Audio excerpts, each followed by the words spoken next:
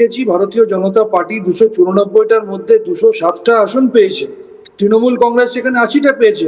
Naturally মানুষ রায় দিয়ে বলেছে যে 207টা আসন পাওয়া ভারতীয় জনতা পার্টি আগামী 5 বছর অন্তত, আগামী অনেক বছর তারা হয়তো করবে, আমি আশা রাখি অন্তত আগামী 5 বছর তারা বাংলাকে সুশাসন দেবে।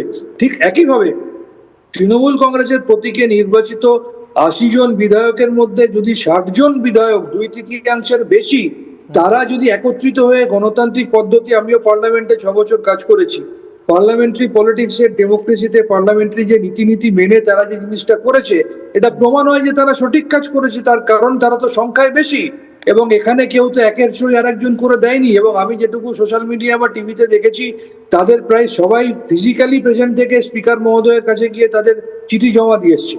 সুতরাং তারা যেটা করেছে সেটা সম্পূর্ণ বৈধ কাজ করেছে।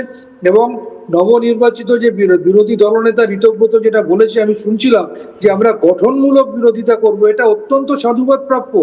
কারণ রাজনীতিতে রাজনৈতিক বিরোধিতা থাকবে, কিন্তু আমি বিরোধীদের কণ্ঠরোধ করব, বিরোধীদের কথা বলতে দেবো না, বিরোধীদের বিরোধিতা করার সুযোগ দেবো না, সেটা তো নয়। কারণ house is always for the opposition.